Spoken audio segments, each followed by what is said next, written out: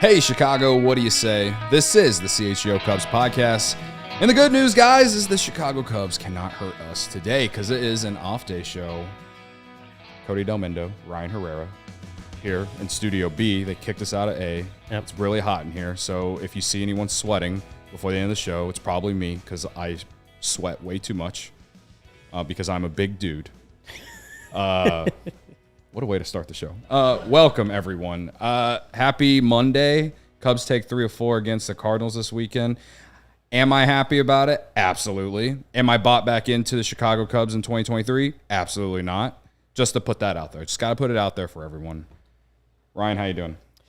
Good. It was a long homestand. I feel like I haven't actually been in the office in like 3 weeks. But yeah. This is a long homestand and, didn't start off great against Boston, but Cubs picked up a bunch of wins, 5 out of their last 6. So we are still in the what are they going to do at the trade deadline phase of this season, which I wasn't expecting. I thought honestly, I thought the Cardinals would end the dream, right?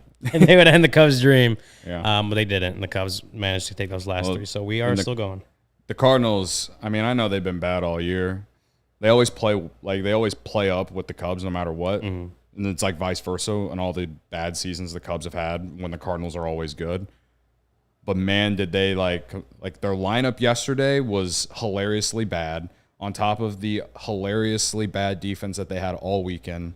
I knew they were bad, but they were playing well going into that series. They had swept the Marlins. Mm-hmm. And for the Cubs to take 3 out of 4 this weekend, obviously I said they had to sweep, but to still take 3 of 4 was pretty impressive. I'll say that much. So, yeah, it was a good weekend for the Cubs, and like you said, we're still trying to we're still in the are we buying, are we selling, snip snap, Michael Scott. That was a great meme from Corey. Yeah, shout out to Corey Friedman for that one. With that said, Ryan wrote a great article this morning about the Cubs. Are the Cubs still? Will they make the trade deadline interesting? I guess that's the headline. Can the Cubs still make the trade deadline decision interesting? So check that out at allchgo.com. I feel like last week a lot of our shows we would start it with, oh, they did this. Are we buying or selling? And the losses we would sit there and talk about how they're going to sell, and the wins that we would sit there and talk about how they're going to buy. Obviously they've won 3 in a row now. They've won 5 out of 6. If I'm doing math correctly. 6, yes. They played. I asked for a 6-1 week last week. They gave us 5-2, whatever. The question still remains: are we buying or selling? And so, go check out that article. I guess we'll talk a little bit about it. Obviously, we're doing a mailbag show today. We got some questions from the Discord. If you have a question in the YouTube chat, we'll try to read some. We'll definitely read it if you send a super chat. So if you really want your question read, like I know our friend Gary Ross wants us to read, make sure you send a super chat if you did not into the Discord. Yes, great friend. I mean, I guess my current feel on the Chicago Cubs right now is great weekend. You had a good start out of Jameson Taillon yesterday. You defied the odds of a Sunday. They never can win on Sunday. They went on a Sunday. They want to start with Taillon. Cody Bellinger is the hottest man on the planet and is playing at an unreal level right now. We know it's not going to remain like this forever, but he's playing like an MVP at this very moment. He's been red hot in July. He's carrying this offense right now. Mm-hmm. Yesterday, he had the 2-run homer, but also the rest of the offense came. They helped score 5 runs yesterday. So the offense played well this weekend. You got good pitching. Saturday's game was wild with how they went with the opener and then brought Smiley in. The bullpen kind of shut it down later in the game after the rain delay, but Cody Bellinger again carried the team on Saturday. It's just they were fun games to watch at the very least. Whether you think this team is buying or selling or not, whatever. Like the last 2 games have been really fun to watch. I will say that much, and that's what makes watching the Cubs and Cardinals at Wrigley or even at Busch Stadium like every summer that's what makes those games exciting is 'cause they're always close and there's always something that comes out of it that you're like, wow, that was a great game. Yeah, it's one of those where you like kind of throw the record books out and just go play the game because those two big rivals.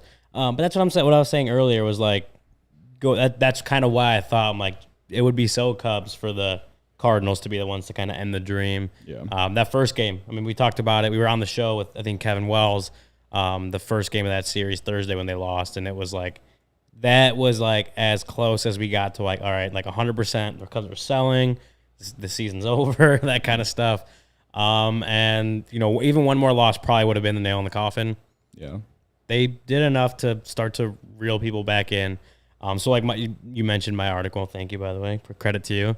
Big of me. Big of me. Let's just make that known. It's very big of me to do this. That was one of the first ones that I wrote in this last week. That was like. Okay, maybe the Cubs can actually still sell. Like I think every time I wrote or we went on the podcast or whatever, I gave them that little benefit of the doubt where it's like there's still a scenario, there's still a chance, blah, blah, blah, right? The Cubs did enough this last week to kind of make it like they have increased their odds of actually buying or not selling at the deadline because they're 3 games out right now, 6.5 in the division, 5.5 in the wild card. Like that's not an insurmountable number of games to make up in the last 2 months of the season. So they got another week. And, I think one of the things is we kind of have to like remember who they beat this last week, the Nationals and the Cardinals, who I think are a combined 29 games below 500 right now. Yeah. So that plays into it, but also they have just a relatively easy schedule going forward anyway. But you have to take care of business and beat the teams that you're playing against, right? Like you can't take anything away from them for taking, 5 of 7 from the Nationals and Cardinals because that's what they needed to do. That's the teams they were put in front of them, and they beat them. And we saw earlier in the season they couldn't beat the Nationals in a 4-game series, right? So that it was obviously just a good sign for them to take those games that they were probably favored in, and they definitely should have won and went out and did it. Now we're sitting here 8 days away from the trade deadline, a few hours too, but yeah. I still can't say. I still would probably lean that the Cubs are going to sell off some pieces just because they have work to do, right? Like they have not, just because they won this last week, they haven't put themselves in position to buy, right? Like they still have work to do. They still have to go out. They got 2 against the White Sox, 4 against the Cardinals. They probably have to go at least 5-1 in that stretch and hope that the Brewers and Reds kind of beat up on each other. Maybe the Reds take 2 of 3 since they're in second place. Brewers are in first. And then the Brewers have the Braves. And the Reds have the Dodgers this weekend. So, like, the Cubs have to take care of their own business and hope that the Brewers and Reds struggle this week. That's the only way to get themselves back in it. I understand if the Cubs are at or over 500 at the end of the week, like, it may really feel like they're buyers, but they do still need some help in that department too. Yeah, I mean, I think, obviously, not only do the Cubs take care of business, even... Again, I said they needed to sweep this weekend. They still took 3 or 4 and still managed to gain ground. And not only the division, but the wild card. 5.5 back in the wild card. You mentioned they beat the Cardinals and the Nationals. Well, the Giants, they did not play well against the Rockies this weekend. I'm pretty sure is who they played. A lot of those teams at the top of the wild card right now are not playing well. And I think that's what we've seen with the National League all year, is just very up and down, inconsistent, like kind of like the Cubs. Yeah, so I'm not saying that they should buy because, the wild card. I'm just saying that baseball is baseball, and at this point, anything can happen. And listen, the Cubs had a very, very tough schedule to start the year. They're due for some easier opponents. I'm sorry. So, again, I'm with you in the fact that I still think they're selling. I said last week when they lost against the Cardinals that they needed to win the rest of those games and then beat the White Sox in both games for me to even be bought back in. I either said it on that or I said it after they lost to the Nationals. I can't remember. I've just have refused to pull myself back in like I already have once this year. I'm not going to do it again unless they get to 500 and ascend from there. I'm not doing it. So they have, like you said, they have to go at least 5-1 this week. And again, starts tomorrow at the Cell. So I like the way the team's playing, though, in terms of how they've gotten these wins. I think Dansby Swanson being back is kind of an underrated thing that people were talking about. Obviously, everyone's talking about Bellinger and the trade value and all this, but Swanson being back, especially on Saturday, he was huge for them, not only defensively, but obviously offensively. So if he's playing well this next week or so, you at least feel really good about the rest of the season with him in the future. He's, to me, I felt like a lot of people were criticizing him way too much this year, considering, the power hasn't necessarily been there. He hit 20-plus homers last year. He's got 10 this year. He's getting on base at a decent clip. He gives you elite defense. He's a leader in the locker room. However you want to measure that is up to you. I don't care.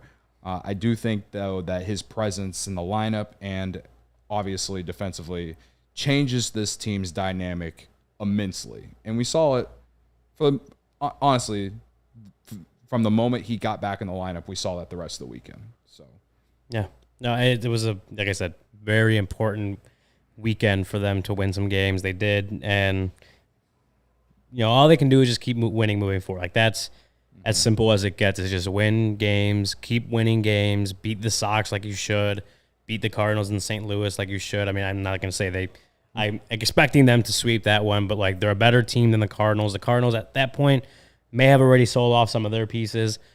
So that's, games they need to win. Games they need to win. It's as simple as it gets.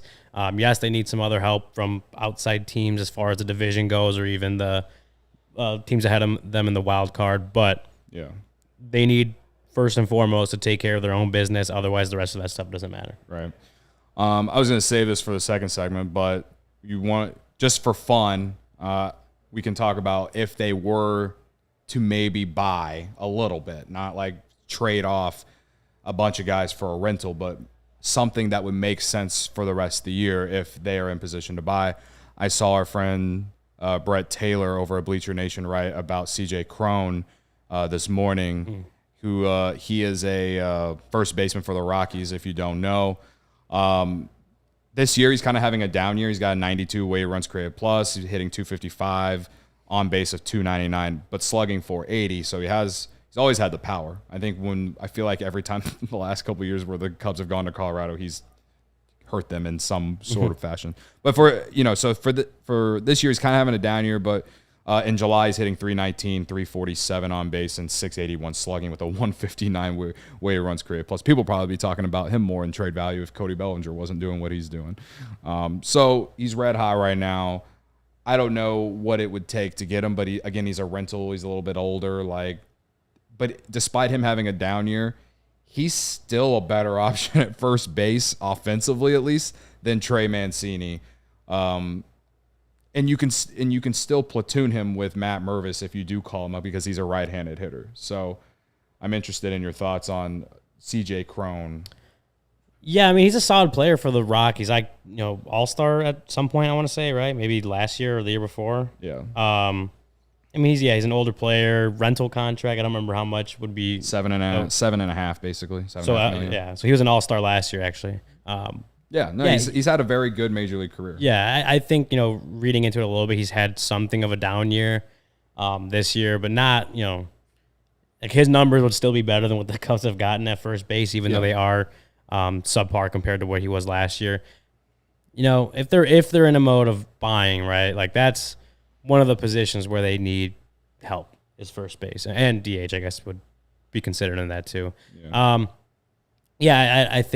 I don't think that's because you're not going to give up like real guys that you are expecting to be part of your future. Like you may give up some, some of those guys that are eligible for Rule 5 or something, or maybe guys that you aren't as high on but have that kind of major league potential. The Rockies are obviously in a sell mode type of season again. And so we'll see. Well, I don't think it's a bad pickup if as far as like maybe adding a little bit of offensive help to a position of need. But again, it comes down to just like if they're gonna buy, that's a move. Yeah. If they're not, I don't know if I see them. I think that's the kind of move though that this team will make if they do buy. Yeah. You know what I mean? Yeah, if they do, go for it. Yeah. Right. If they do want to make that. This is wishful thinking if things go well this week. And I thought the article that Brett Taylor wrote at Bleacher Nation was interesting because, like, I see Gary in the chat saying Crone, he's bad at defense. And, yes, this year he's had a back issue. Well, first off, while I value defense very, very much, again, like me and Ryan both said, the offense that he's provided in a down year is still better than what Trey Man's, like the combination of anything that the Cubs have gotten at first base this year. And if they were in position to potentially buy,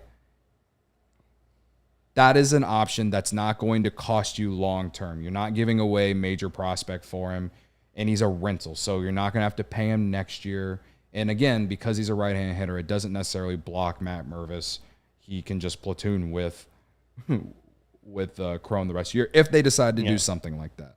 Because, listen. He has at first base this year, 1 defensive run save, 2 outs above average. That's in 399 innings at first base. So he's not he hasn't. I think he's been by the numbers better than what Mancini's provided. I was taking Gary's word for in full there. So. There is also something about like the back issues. I think he had something earlier in the year. And he just had another little, maybe more of a precautionary thing this weekend. Yeah, I remember what I remember reading. So either way, you're not going to have to give up a ton for no, him you won't. But it's also a move that like you're obviously going to need to do your due diligence as far as like what is causing the back stuff, why he's having a down year compared to his All-Star season last year. Like that's something the Cubs are going to have to do their due diligence. But like you said, it's not going to cost you a ton as far as prospects go. Right. And that's kind of like my thing. And that's been my thing all season is if they are buyers,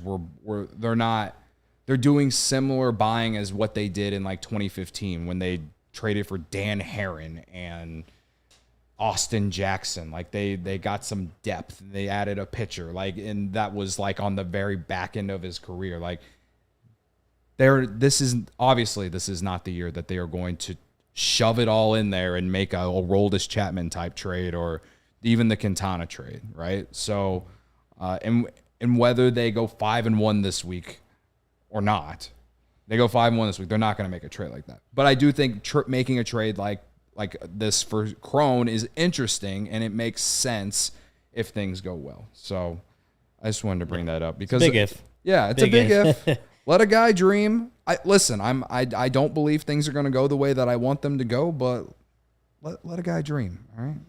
So, how far are we into the show, Steven? We're 17 minutes. 18. I got 17 on the YouTube feed right now. Oh, it's a little behind, I guess. All right, man. All right. We'll go. What'd you say? Well, before we go in this first ad break, I did want to bring up Gary, who we keep giving Gary all this attention. Big of me to do that. He threw in the Discord today that a tweet from Joe Doyle on Twitter. Tomorrow is the MLB draft signing deadline, and he listed a handful of guys who have remained unsigned with their organizations, and that includes Jackson Wiggins for the Cubs, who was taken the second round this year. He was the comp pick that the Cubs got from the Cardinals as part of the Wilson Contreras free agent signing. So tomorrow's a big day in order of that, because I don't think that they're gonna let that get away, but they better get it done, because if they don't sign him and then on top of failing to move Contreras last year, despite all the reasons why they weren't, it's gonna look bad, and I'm not gonna lie, I'm gonna be pretty pissed. They would literally have gotten rid of him for nothing. For nothing. Yeah. Yes. Literally nothing. Not like. Yeah. But that's still better than signing him, as it turned out. Yeah. So Wiggins. Right now, yes, it does look that. Wiggins, and it looks like Sam Armstrong, a 13th round pick, right-handed pitcher out of Old Dominion, are the only two that have not been signed, according to Cubs.com's tracker. Well, yeah, I mean, that's Jackson Wiggins is a guy they obviously thought pretty highly of and wanting to get signed. Coming off Tommy John. Yeah, so wanted to get signed. I do remember like Dan Kantrovitz talking to us and like really emphasizing the fact that they need to bring him in, like make sure he gets signed. So I think maybe there was some a little foreshadowing that like they were going to really have to negotiate with him to get him to sign. Yeah. They have, a full day to do that, right? Like it's I want to say 4 p.m. on Tuesday, so July 25th to get it done. We'll see. The guy, again, obviously a guy they thought pretty highly of to use that comp pick that they got for Wilson Contreras. We'll see what they can do, but as you said, it would obviously be pretty disappointing to not get that guy, considering that, yes, he was the guy they used with that Wilson Contreras pick. People are saying in the chat that if they don't get it done, then they still get a comp pick for next year. I don't know how. I'm just being honest with you all. I don't know how it works. No one knows how the MLB draft works. It doesn't make any sense to me. Yeah, I think they would get another comp pick, but okay. Either way, it still would be a disappointment in my eyes, especially with the high upside that Wiggins has. Yeah, he's coming off Tommy John, but how many other guys have had Tommy John and gone on to have successful careers? But he also have the upside that he had going into this draft. He was good at Arkansas before, the injury. So at least according to highlights that I've watched and what people have said, prospect guys, that's my information. So according to Greg Zumak, our friend, he tweeted yesterday that Sam Armstrong announced he had signed with the Cubs. I didn't see that, but assuming that's true, we do trust Greg. So that's 19 out of 20, so it would be just Jackson Wiggins at this point. Don't let the facts get in the way of a good story, am I right? All right. Well, again, just wanted to point it out. The Cubs better get it done. I think it would be a very disappointing, like we both just said. So, anyway, let me tell you about our friends at Hooters. Hooters is your spot to catch all the games this season, right? Step up to our plate for world-famous wings, delicious seafood, stacked sandwiches, salads, and more. Tons of great beer specials and $6 drinks all day, every day. Some of their seafood specials, $19.83 for a pound of $19.83 for a pound of crab legs. Great prices on buffalo and steamed shrimp. Hooters is celebrating their 40 years in business all year long in honor of the anniversary. On the 4th of every month, Hooters will be hosting throwback events, bringing the 80s back with 83-cent wings and other great specials. Next one is on August 4th, so make sure you go check that out. I love Hooters, Ryan. I also love Hooters, and you know what else I love? What's that? Game time. Oh.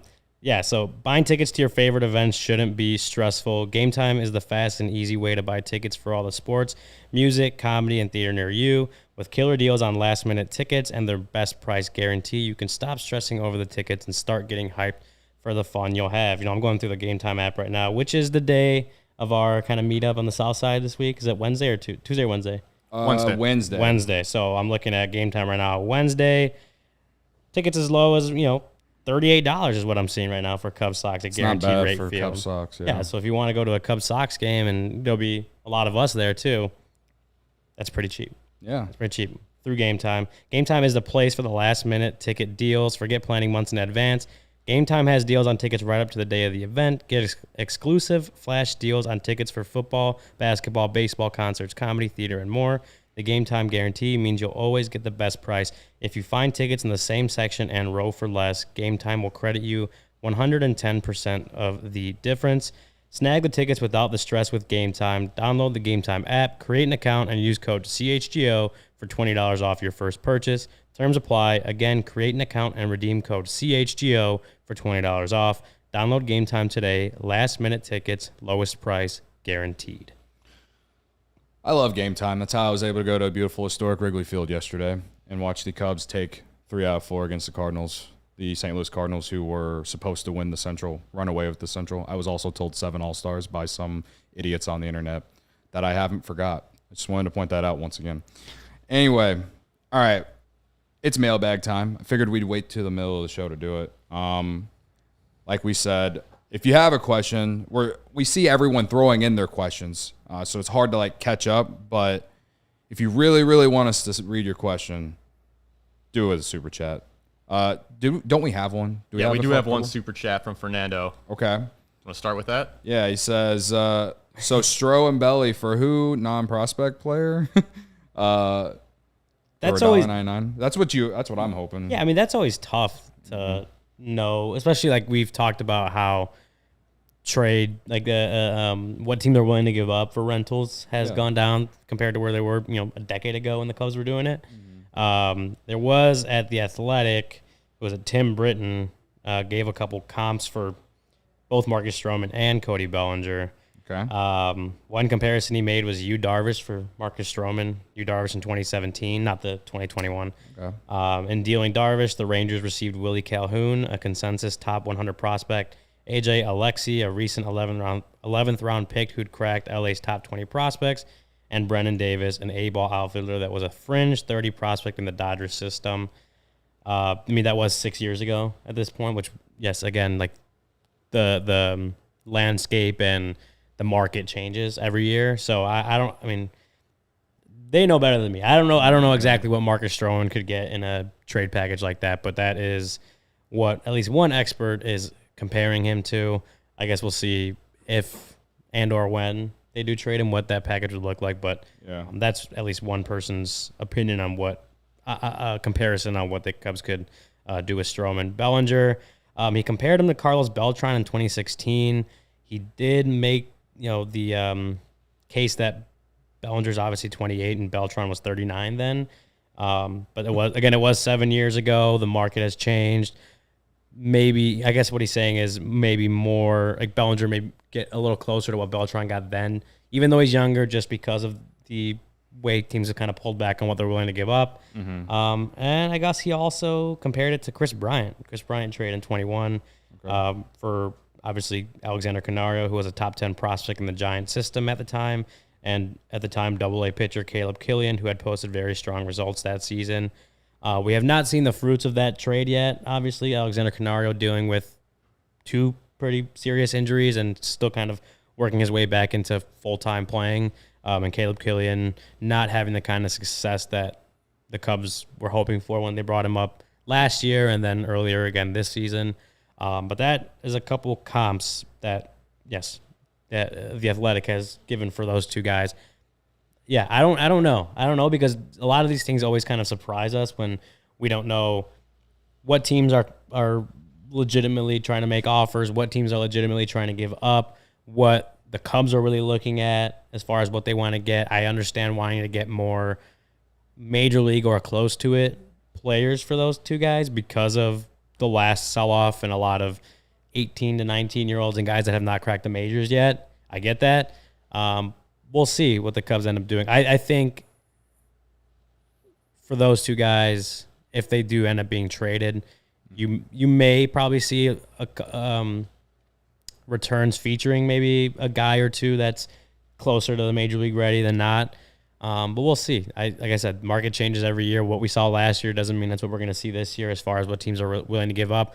A lot of teams might get desperate considering we're kind of getting closer to the trade deadline now. We've only had, 3 trades at this point? So we'll see. I'm always intrigued on this stuff, but I never really know what exactly to expect from it. Right.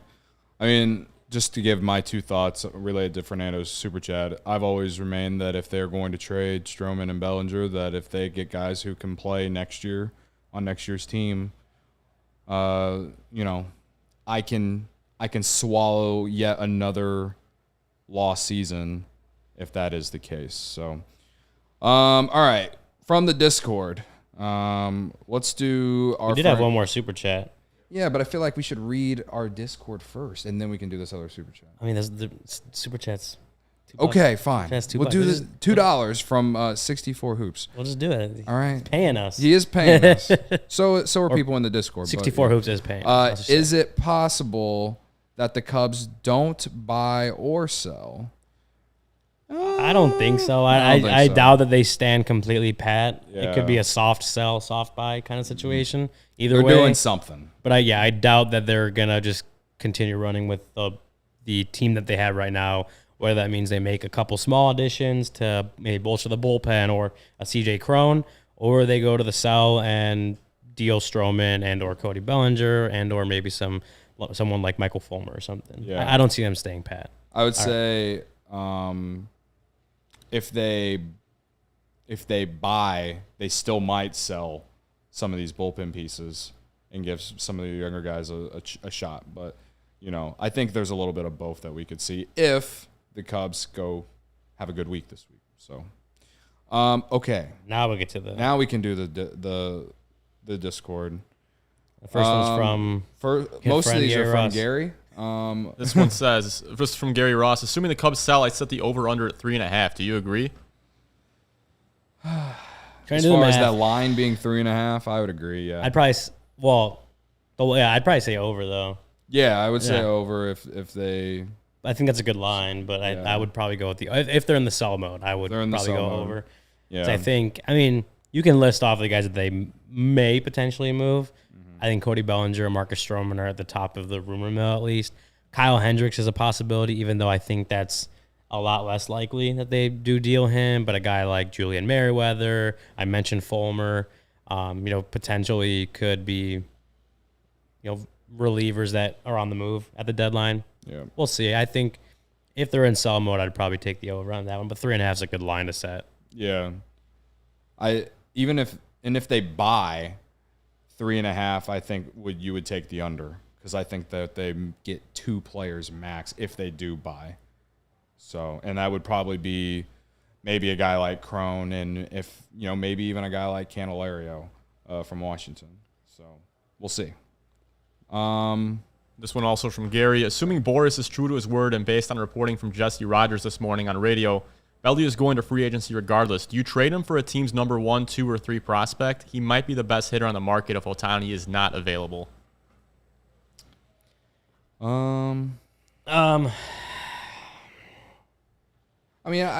Listen, I don't know,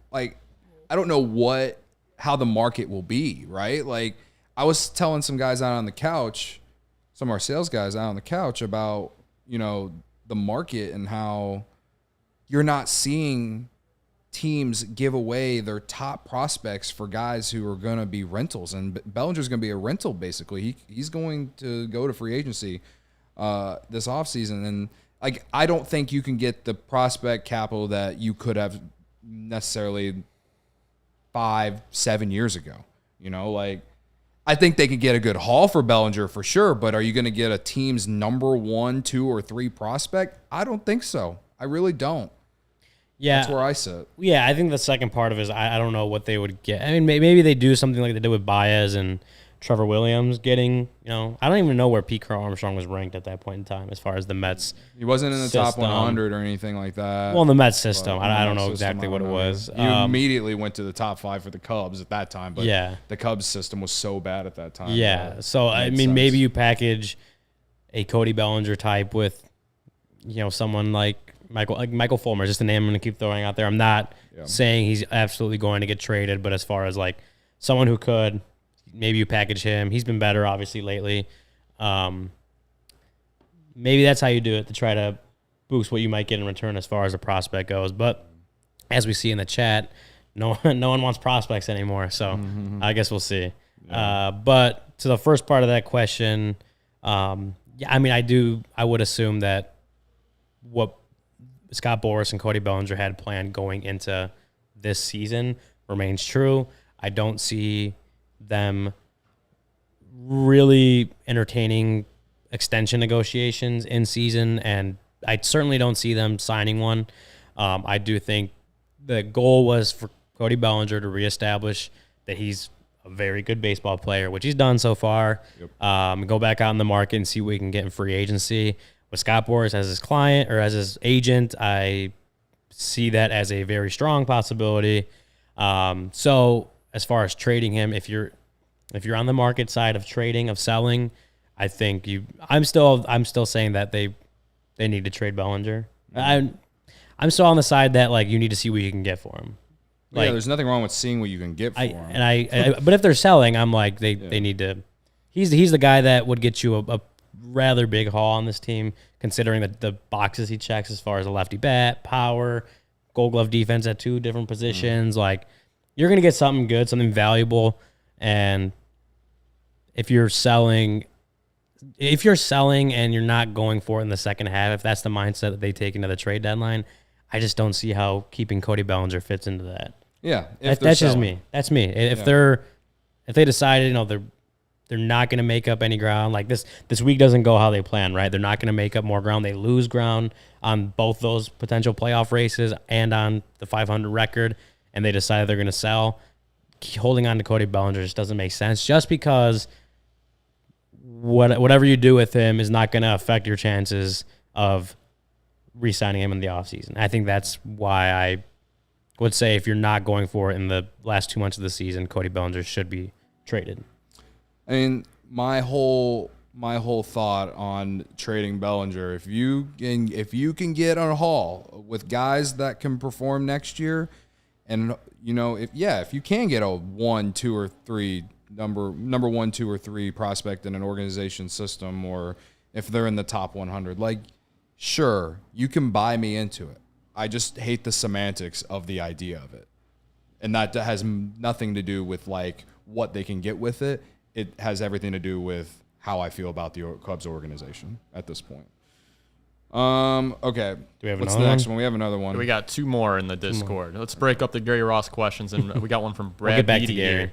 How much money will it take to sign Shohei, and will Ricketts open the checkbook and act like a high-revenue club and get a deal Oh done? my God! I mean, what are we seeing? 500 to 600 million is like what the expectation is. Like, I think a $500 million has got to be the minimum, right?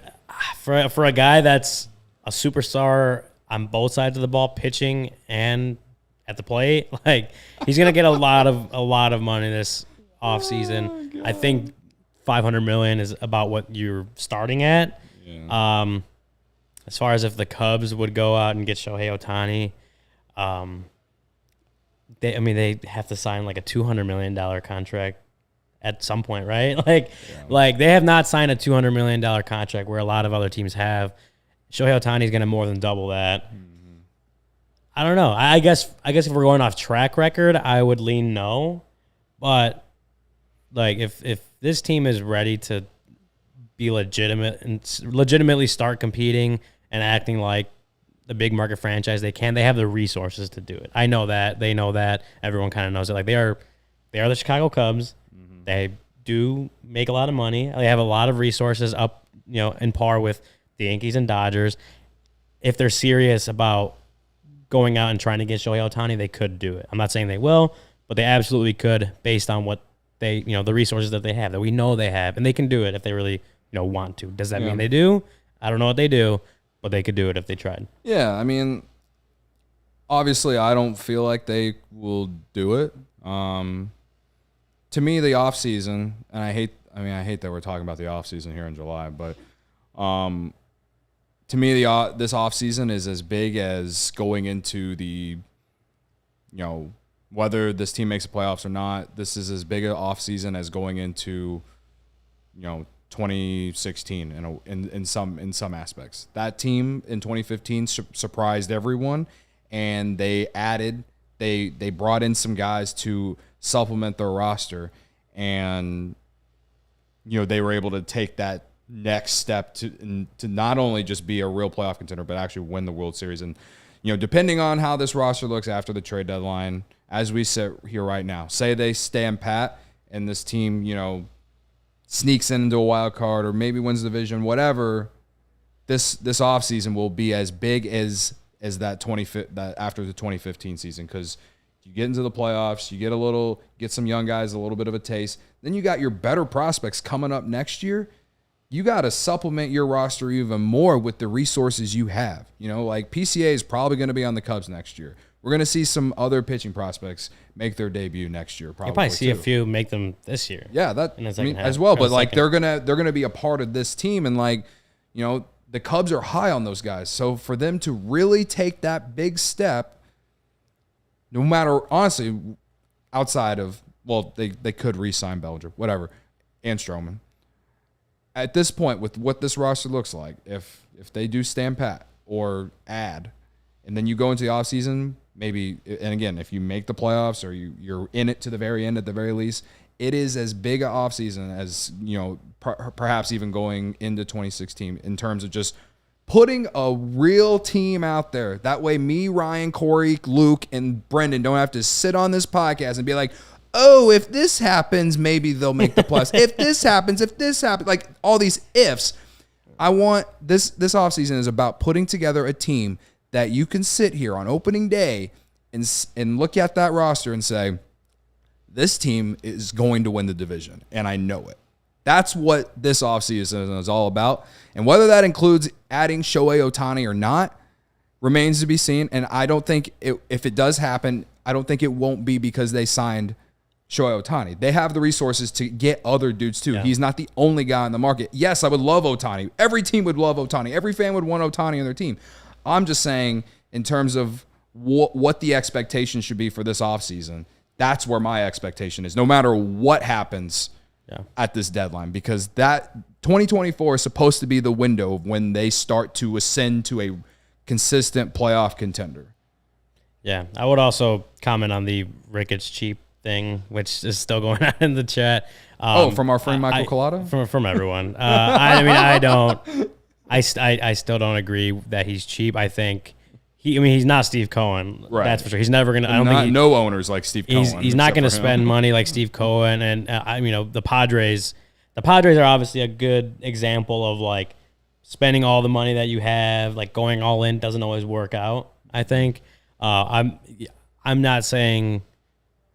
I don't think Ricketts is saying Ricketts is cheap is the reason that they wouldn't sign Shohei Ohtani. I think. Yeah. It's going to be a lot of money, right? And the Cubs obviously have other areas that they need to improve on. So I don't think Ricketts being cheap, that narrative is like, if they don't sign Shohei Ohtani, I'm not going to say it's because Tom Ricketts is being cheap. Right. It's going to cost a lot of money to get him for a team that's still trying to build something up. It's going to cost a lot of money. They're going to, even if they signed Ohtani, they're still going to have holes on the roster, and you're going to be relying on some of these young guys to come up and maybe fill a hole. But also, it's a lot easier when you can get some MLB proven talent in there too. So, again, I think that with how much money the Cubs have, they should be able to sign any player they want, including Ohtani. And if they really care about taking that next step into like being a real contender next year, signing Ohtani would be awesome. Would be great. But it would definitely help. It definitely would help. But also, they got to make other good moves too. And so I think trying to find that line of, what else is this roster going to need? Right now, I've been saying it all year, they need help at first base. They need help at third base. That's going to cost money too, unless some of your prospects come up and help. Maybe Mervis becomes the guy if he gets that chance here in the second half. Maybe he becomes a guy. I don't know. But are you going to feel good about Mervis in 2024 if he performs well for 2 months at the end of this year? That's kind of a risk that I think they might be willing to take if he plays well enough. But again, Ohtani is two superstars in one player. Absolutely should be considered. I got an interesting wrinkle to that question. Right now, the biggest contract ever signed in American sports is Patrick Mahomes at $503 million. Yeah. He's gonna pass. He's gonna pass it. He's gonna pass. Well, he signed. Mahomes signed for 10 years, right? Yeah. I don't know that his Ohtani's AAV will pass it. I don't know because I don't know exactly what it's going to be as far as cause years and obviously affects the AAV. I think overall money he'll pass Mahomes. How about biggest contract ever? This one's going to be a lot here. Lionel Messi, $674 million. Oof. Any percent chance that he breaks that? Maybe if he was younger. I 100% agree with you. I think it's a non-zero. 25 years old, yeah. I think it's a non-zero chance that he breaks it, but it's pretty close to zero. Okay. Is what I give it. That's a lot of money. Right. That's a lot of money how old is he now? He's gonna be 30, right? Whenever he signs. I want to say I'll be 30. That'll be. I mean, again, I get he has two superstar players in one. And so I think he could totally hit that 600. So, he just turned 29. He just turned 29. So next year will be his age 30-ish season. Yeah. He will get a lot of money. Don't get me wrong. $600 million is very much in play for Shohei Ohtani. Yeah. 674 is what you said, Steven. Yeah. That may be if he were to hit that, it might be the result of a bidding war, the end of a bidding war. It's this team really needs to get him, and they're willing to give him that kind of money. 600 feels safer to me because that still feels a little bit on the high side. We got one more Discord question, but let's do an ad break and then we'll read it. Let me tell you guys, nothing makes me feel better after Cubs win than walking down Clark Street and going to Sunnyside. Me and Corey specifically.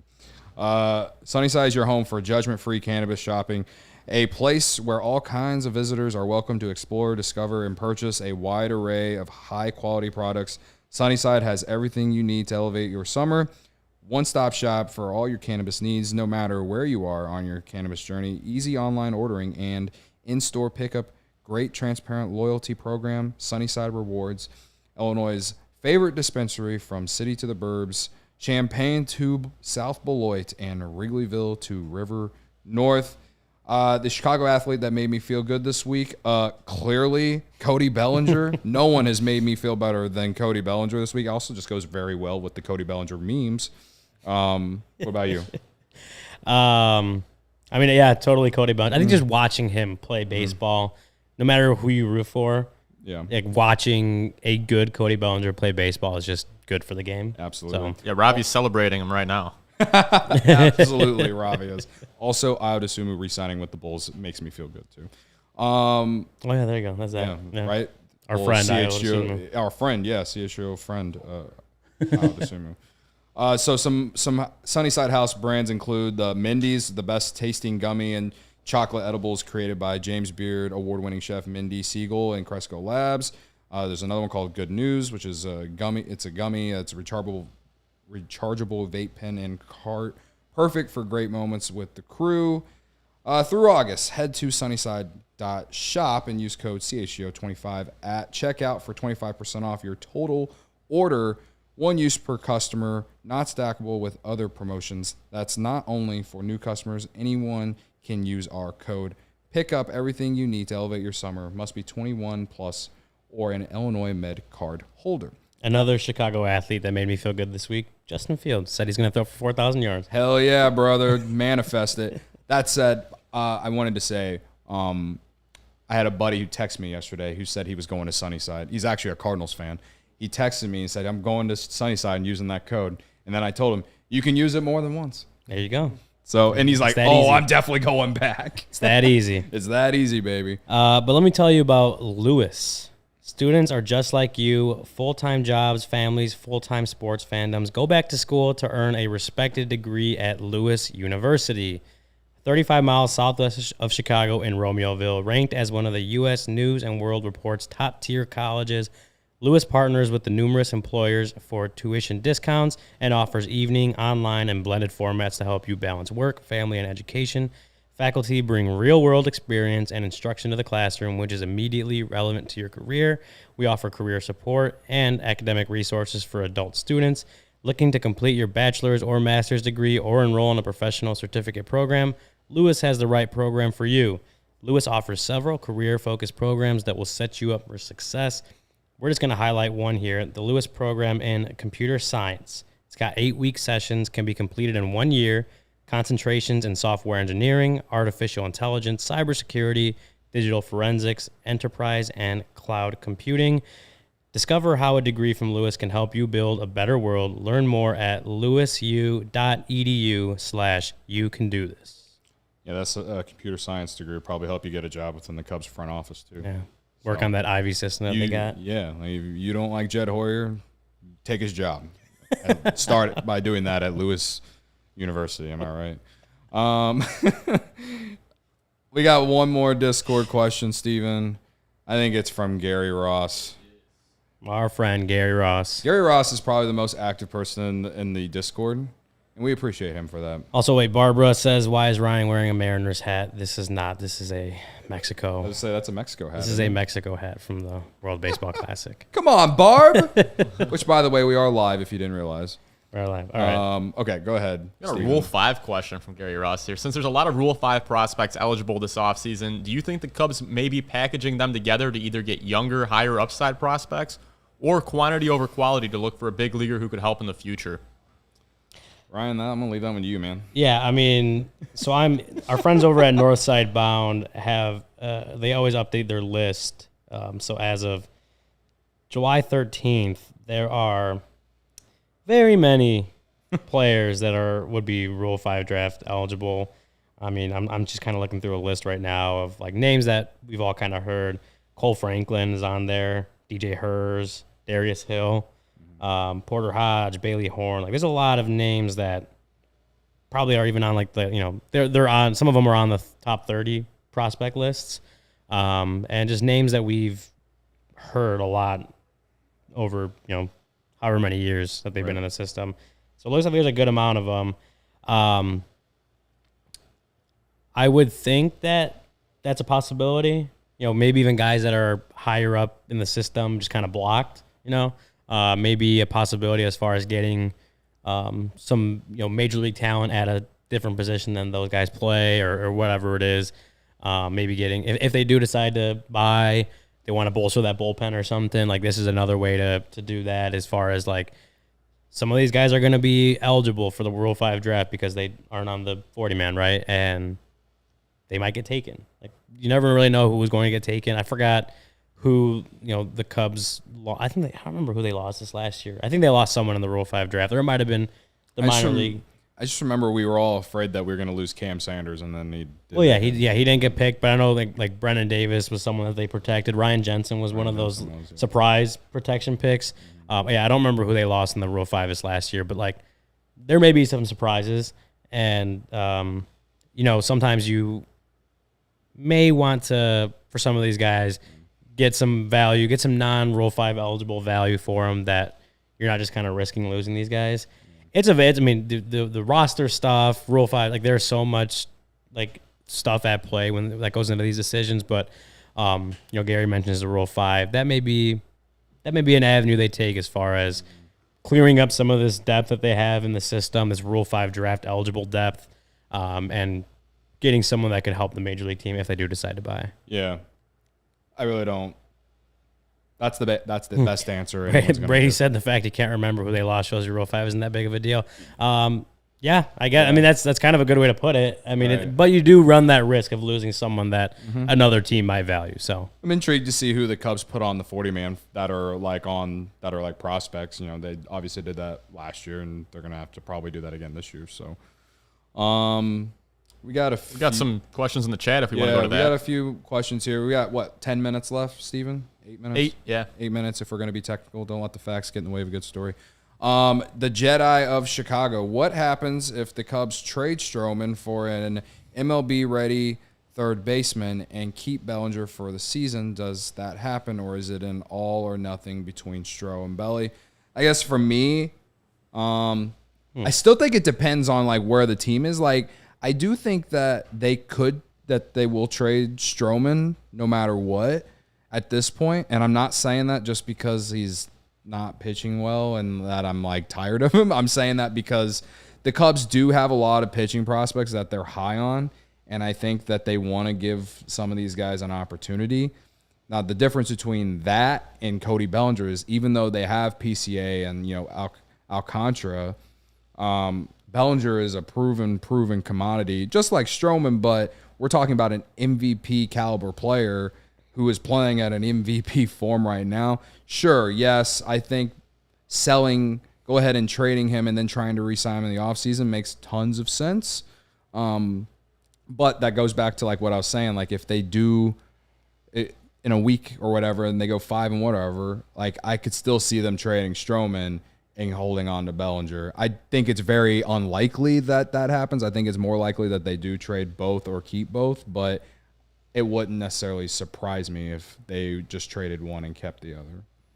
Why are you laughing? Because Barb, our friend Barb. Okay. Thought you were laughing at me. No. She asked, "Does Ryan know Mexico lost the WBC?" I'm very much aware. She's in here trolling you, bro. I am very much aware that Mexico did not win the WBC. In here. Barb's out here just trolling. Fuck.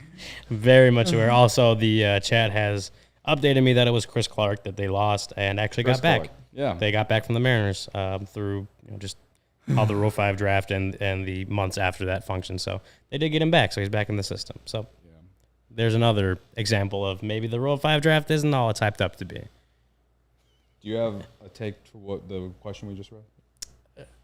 Sorry, you're going to have to remind me about what the question was. Oh, was it about trading Stroman and he basically and was asking Bellinger? Yeah. Okay. Is it possible that they could do that? Yes. I mean, it's possible. I don't know that it's possible. I don't know that it's likely. I mean, I think if you're looking at it and like Stroman may be more likely to go than Bellinger, I guess, but he is 30 in his 30s. Bellinger's 28. I understand the baseball business decision regarding trading Bellinger, considering he'll be a free agent. But I don't know. Like I could see the Cubs still trading Stroman if they have a good week this week.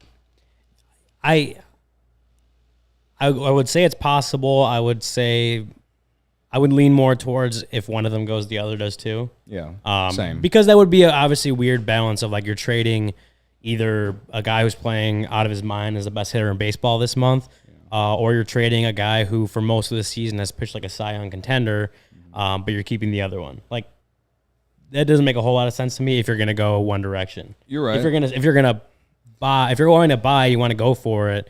I do think it depends on like what they would be able to get back for Stroman. Like that if they too. could get like a guy who could pitch right away, then great. Anyway, didn't mean to cut you off. Yeah, I don't know. I mean, I think if you're going to trade either of them, you're probably going to trade both. Yeah. I think that's kind of where I'd lean, but the Cubs would like to surprise us. Yeah. And they've done that all week. See. Brady with a question says, does Ian Happ and Seiya Suzuki being signed at $20 million a year limit the Cubs' willingness to tie down Bellinger? $65 million plus per year for your outfield would be actually wild.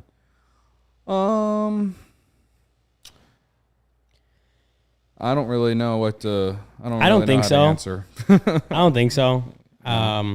Because as people have pointed out, you can move Bellinger to first base. It's true. Plays great defense in center field, and if he's this hitter for the next, if you give him like a 5-year contract and he remains this hitter through his prime years, like you're obviously okay with that. They do believe that Ian Happ and Seiya Suzuki have more in them. Obviously, like they signed Seiya Suzuki for a pretty sizable contract for a reason. I don't see those two contracts limiting what they would do with Bellinger. PCA is someone that might factor into what they do with Bellinger. Mervis, I think they were hoping that he would factor into what they do with Bellinger, but he hasn't done that yet. Yeah. But as far as like the money that they owe Ian Happ and Seiya Suzuki, I don't see that. I don't see those two being on the team being the reason the Cubs do not re-sign Cody Bellinger. I don't think that what they're paying those two guys really has, because they're not getting paid crazy money. Like they are getting paid a decent amount of money, but not insane levels. The Cubs could afford, I think, to re-sign Bellinger, depending what he wants and what the market is for him. They could probably, I would assume that they can afford to re-sign him and not feel like they're giving too much money to the outfield. I don't think that happens. Suzuki's contracts really affected that much. Yeah. I guess in general, I don't think any player on the roster is affecting them paying someone like Cody Bellinger. Because again, I don't think Cody Bellinger is going to make. I don't think he's getting over $200 million. I think at this point, considering the hot month he has, say he has very good August and Septembers, I still think you're probably talking around 5 years, 150, or 6 years, 170. So I don't know, some less than $200 million. I'll say that for over a 5 to 6 year contract. You know what I mean? Yeah. That's just my guess.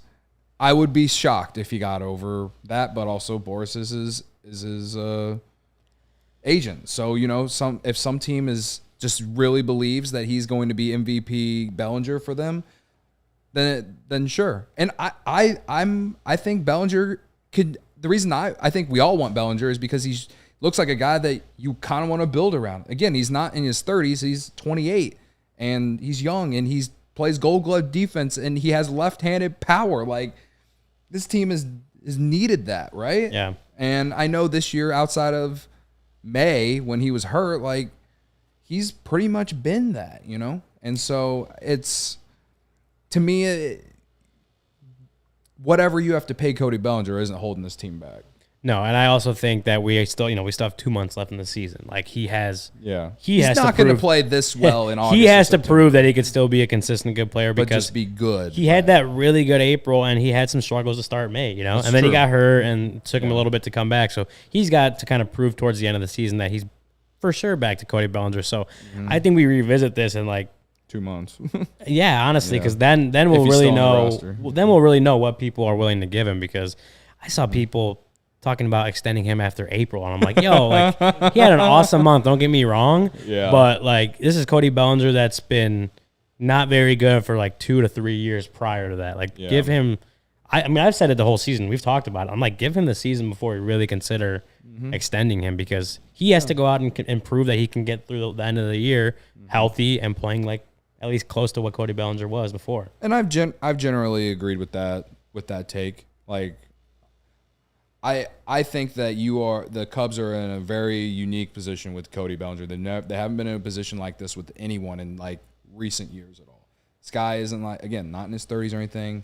You know, maybe Chris Bryant's the closest thing, but he was a rental, and you knew that it was pretty much writing on the wall that you weren't going to re-sign him because you were going a different direction organizationally, and it's proved to be the right decision. Whether you want to agree with that or not, I think most of us would agree with that. So, other than that, though, like I can't think of a player of his age and his talent that's come around, and you've just given this, you know, flyer/prove it deal, and it's worked out like this. I can't think of one. I mean, I can't think of it, especially this last competitive window. They haven't really had. I don't think I definitely don't think they had that. Right. I mean, Kimbrel may have been the closest thing. You know. Yeah. He was. I mean, he wasn't a 1 year prove it deal, but he was a guy that literally couldn't get signed in the offseason because they signed him in June that year. Yeah. I want to say. So he's a guy that literally couldn't get signed in the offseason, and they were able to sign him because of the Ben Zobrist money that they saved. Like, so, and that's the closest comparison in my eyes as far as like they're giving this guy a deal and a shot to go out and do it. Okay. Do we have any other questions? Did you mark any others down, Steven? I think we got all of them. We're good? We got them all. made it. All right. Okay. Well, thanks for everyone tuning in today's show. Oh, hold on. We have another ad to read.